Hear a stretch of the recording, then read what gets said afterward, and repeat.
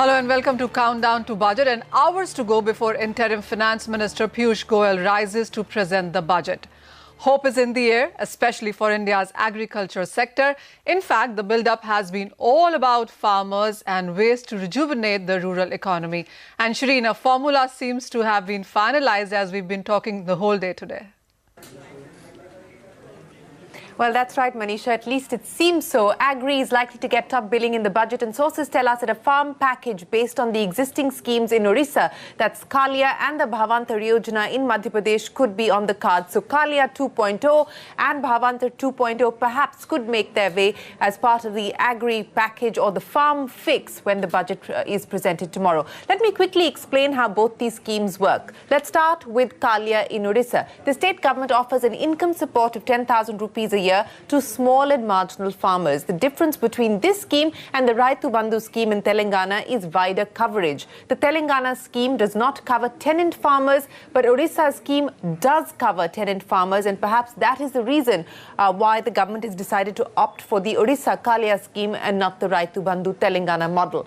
In Madhya Pradesh, the Bhavantar scheme compensates farmers for the difference in their selling price with a minimum support price. It does not apply to all crops, so the budget tomorrow could use, and I'm using those words carefully because it's not done till it's done, but we are given to understand is that these are the two preferred models that the government is looking at and may find their way into the interim budget. Joining us now to take this discussion forward are the former Agriculture Secretary Siraj Hussain, ICFA Chairman MJ Khan, Agri-economist Devinder Sharma, and Ajay Veer Jhakar of the Bharat Krishak Samaj. Gentlemen, appreciate you joining us here on the show.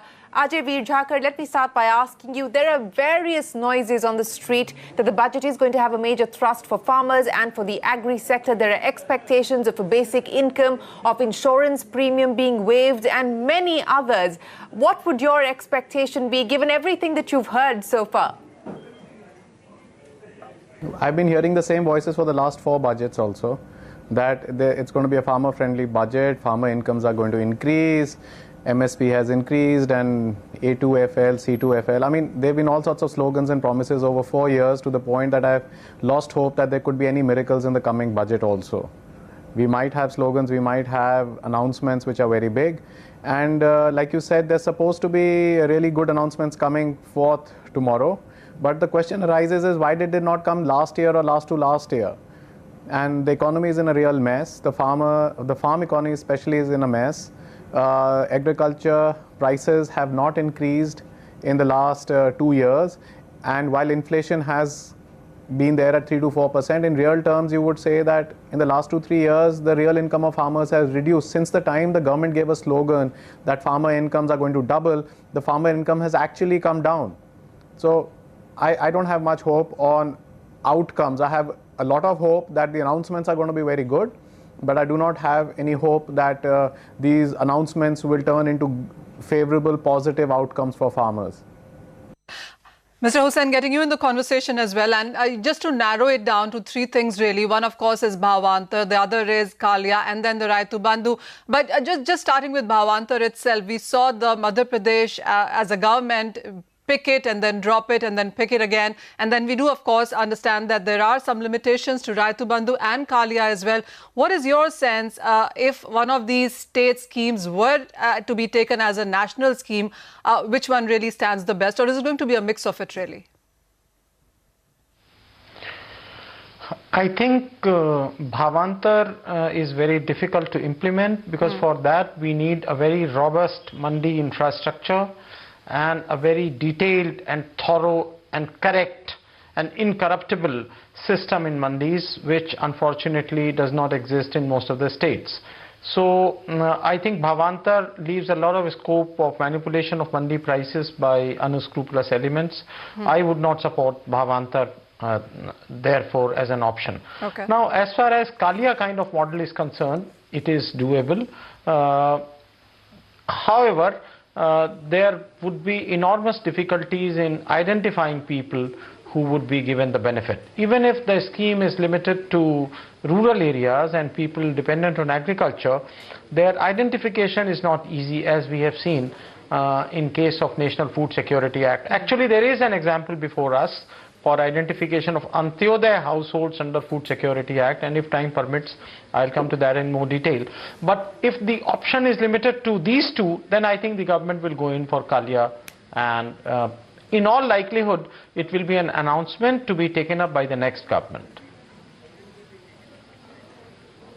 Well, there might be a portion of the allocation that the government will announce, because just a promise may not cut it. They will perhaps seek a certain amount of allocation to the appropriations bill and then say we'll follow through with it when we return to power with a full budget. But Mr. Sharma, let me ask you, the preference seems to be to go the Kalia route, which is the Odisha scheme, and that is perhaps because it addresses the needs of the tenant farmers as well and provides wider coverage. In my conversation yesterday with the former Chief Economic Advisor, Arvind Subramaniam, he seemed to believe that from an execution point of view, an administration point of view, Kalia was very, very complex and cumbersome.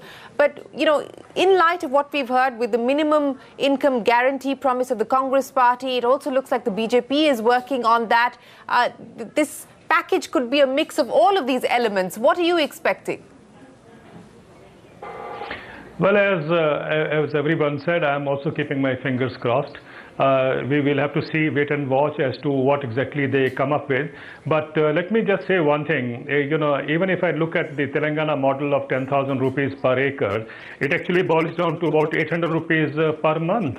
Now, if 800 rupees per month is a big support, then I think we need to be worried about the kind of deprivation that prevails in this countryside. And if you even look at Odisha model is about 10,000 crore rupees they want to spend on the Kalia scheme for 3 years. Now, this means actually you are just pumping in a little bit of money into a farming family, and you think the miracle is done. I think we are off the track, and this kind of, whether it is Kalia, whether it is Telangana, is not going to be really working in a manner that you can see in the long term a kind of a change that we expect agriculture to be really showing about will not happen with this kind of a help. All I'm saying is that what we need to do is we need to come up with a series of measures, not only one measure, and the series of measures should be spelled out. I don't know whether this government can do it right now, because for 4 years they didn't do it, although they did to go on saying that agriculture or the farm income is their top priority. But let's not forget, I remember when Mr. Yashwant Sinha was the finance minister, when Mr. Jaswant Singh was the finance minister, they all started their budget speech with agriculture.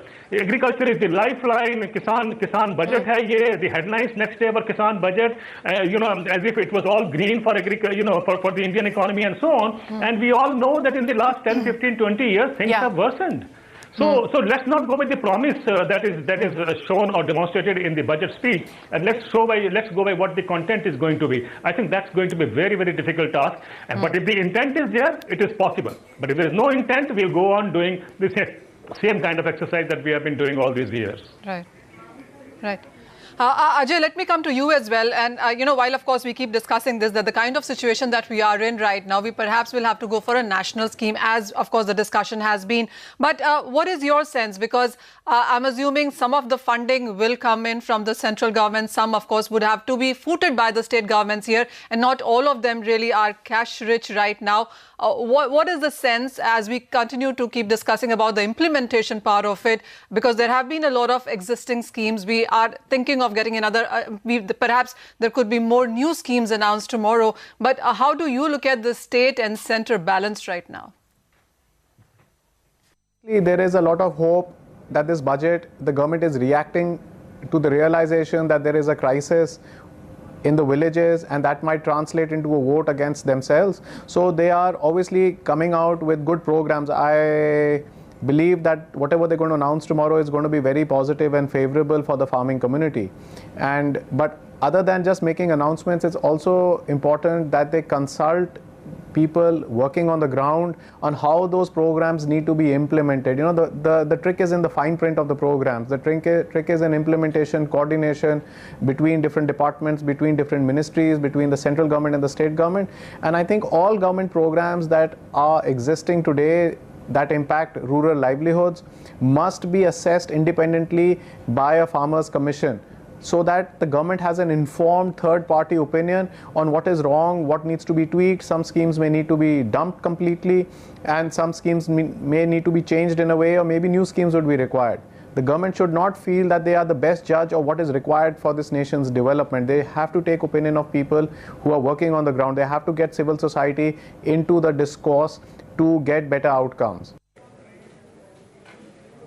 You know, Mr. Khan, let me come to you on this issue on whether we should look at a Telangana Raitu Bandhu-like scheme or an Odisha Kalia-like scheme. And I go back again to the conversation that we had just yesterday with the former chief economic advisor, and his point of view was that instead of doing these targeting in schemes, let's do a targeting out scheme by way of a quasi-universal basic income, with both the centre and the states having their skin in the game. The calculation worked out was about 18,000 rupees per rural household per year, works out to about 1.3% of GDP at about 2.5 lakh crore rupees.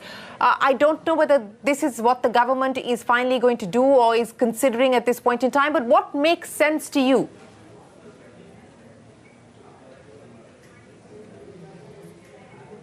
As Ajay Jakhar was saying, I think that's what the concern of the government is, elections being round the corner, how to quickly transfer the benefits to the farmers, money in the pockets of the farmers.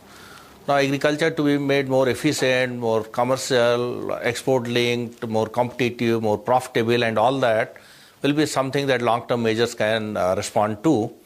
But immediate concern is, so both the models are being discussed. In fact, day before I was with the union minister, very important, and we discussed for an hour that how the best of the two could be actually send a sense of jubilation among the farmers, given the fact that the government has realized that farmers are not actually very favorably attuned to whatever measures have so far been taken. So therefore, in the immediate run through this budget tomorrow, how the money to the farmers can quickly be transferred in next 1 month's time, so that it should not appear to be only promise, but immediate sense of jubilation, happiness, having gained something that prevails in the rural areas. All the other things that is now post-elections, because nothing can work now in next 1 month's time. So this is my takeaway, that the feelers that I'm getting, that something substantial in terms of cash transfers to be done. Okay, something substantial in terms of cash transfer. But Siraj Hussain, let me put that point to you. Even if the government were to make this announcement tomorrow, ahead of the elections, do you realistically believe that they will be in fact able to transfer some money into the accounts of these households, however they decide to classify them? See, if the scheme is limited to agricultural households, then it is difficult, I would say. If it is not only for agricultural households, then the government does have a very good, relatively a very good list of eligible people, which is Antyodaya beneficiaries under the National Food Securities Act. Now, Antyodaya beneficiaries have been identified, the lists have been vetted by state governments from time to time, and there are already some 3.5 crore households who are eligible for very highly subsidized food grains, 2 rupees a kilogram of wheat, 3 rupees a kilogram of rice, 35 kg per month. So this list is readily available with the government. If the government wants, and the state governments on board, it is possible, it should be possible to transfer the money to their bank accounts easily, but they are not necessarily agricultural households. Mr. Hussain, just a follow-up question on that really. While of course we are talking about transfer money to agriculture households, how much, by how far do you think it really resolves issues when it comes to input subsidies, or when it is about raising farm productivity, doubling farmers' income, looking at post-harvest concerns, finance, credit, etc.? Are we forgetting all of that when we are discussing the basic income here? I'm afraid that is what seems to be happening because of the pressure mounted by media after the loss of BJP in the 3 state assembly elections. And now media has led the government and many people in the ruling elite to believe that Telangana TRS won the elections because of the Raitu Bandhu scheme. I am firmly of the view that it was not only Raitu Bandhu which won elections in Telangana, also it was social harmony. Unlike many North Indian states, Telangana has complete social harmony. Here we have enormous problems in the North Indian states. Now, having said it, it is true that there are a number of problems, structural problems of agriculture, which are not going to be solved by the direct investment transfer, and I wrote about it in the Economic Times.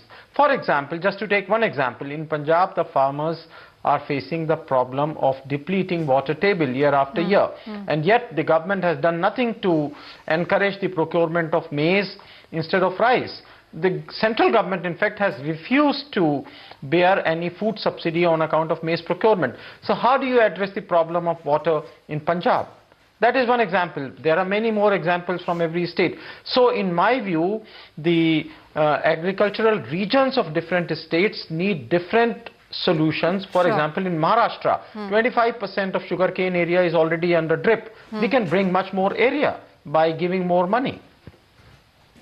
Mr. Sharma, let me come back to you now. You know, if the government were to do something substantial, because as you pointed out, the existing schemes that have been talked about as possible national models, it works out to about 800 rupees a month. But if something more substantial has to be done, which is anywhere between 1500 to 1800 rupees a month, which is the calculation that Arvind Subramaniam is working with, then he also talks about rationalization of current subsidies within the agri sector. He's identified 4 or 5. He believes the utility of those has outlived their date for now. But you know, where will the resources be raised? Because in an election year, it's hardly possible for the government to try and rationalize agri subsidies. Well, there are two things here. First of all, when you mentioned about subsidies being transferred in cash to the farmers, there's a Niti Aayog report which says that if you club all these subsidies, fertilizer, pesticides, crop insurance and so on, then you can give and hand out a package of 15,000 rupees per hectare to the farmers. If that has to be applied in a smaller way, the reports I saw in the newspaper, some newspapers said that the quantum of subsidies left now is 70,100 crores, and if that is transferred in cash to the farmers, that is what exactly the direct income transfer would be. But I think there is a difference between direct income transfer and direct benefit transfer. Now what is happening is direct benefit transfer, which is basically a mechanism to see that the subsidies reach effectively and in a transparent manner, but it's not income support. So I think let's not mix up this. When I saw the news report, and there was a lot of happiness as far as the bonds market was concerned and so on, but I think that will not be real help to the farmers. That's one thing. The second part that I would like to say is, whenever it's not the first time, whenever there is a talk of helping farmers with some financial support, there's always a question of where will this money come from. The fiscal deficit will go up. But I haven't seen ever, this question being raised when the economic stimulus package to the industry was given in 2008-2009, 1.86 lakh crores. It still continues. In 10 years, we have paid 18,60,000 crores to the industry as economic stimulus package. Nobody ever raised the question, where will the money come from? What will happen to the fiscal? Nobody talked about it. Look at the NPS being written off by the banks and so on. The question never comes up. Seventh Pay Commission, the question never comes up. Why is it that it's only when the farmers have to be given something, everyone is up in arms saying, where will the money come from? What will happen to the fiscal situation of the country and so on and so forth? I think the money will come from the same kitty from where the money for the Seventh Pay Commission came. The money for agriculture will come from the same kitty from where the money for the economic stimulus package to the corporates came. So I think that's not a question. It's only question of priorities. And if the political will is there, I'm sure this can be sorted out. Well, you're right on that count, sir. If there is political will, the money will eventually come through. Whether it comes through in the interim budget or it comes through in the full budget is a separate question. But before we wrap up, let me go back across to the former Agri Secretary, Mr. Siraj Hussain. Mr. Hussain, we're counting down now, hours away from the interim budget. What do you believe is the most likely scenario in light of everything that we've heard the government say so far? Arun Jaitley, speaking with me a few days ago from New York, said that the markets will understand because the need for the agri sector and addressing the needs of the agri sector today are very real. This is also a political opportunity. Given the context, what would be your best guess? I think, first of all, the target of fiscal deficit is going to be breached. We are already in breach, but the data looks okay because a number of subsidies like fertilizer subsidy, food subsidy, etc. are not fully paid and they are off budget. Number two, I expect some kind of direct investment scheme or direct support scheme or direct investment scheme. I do not know which one will the government prefer, but some kind of direct support is likely to be announced. I also think that there will be some tweaking of the crop insurance scheme, and perhaps the rate of interest for crop loans, especially for small and marginal farmers, may be lowered from the current level of 4%. So these are some of the ideas which I think will be taken up. But in any case, any structural reform cannot be taken up while we are going in for elections. So I do not see any reform or change of methodology of distribution of fertilizer subsidy or food subsidy or irrigation subsidy or electricity subsidy. That point is well taken. Mr. Khan, the same question to you. While, of course, we have a list now from all the experts, from all of you on what can be really expected from the budget, interim budget tomorrow. What is your sense? What are those top 3 or 5 things that you would want to see to ensure that we have an easy, smooth flow for the farmers who I'm assuming will be a class or a community who will be watching this budget very closely?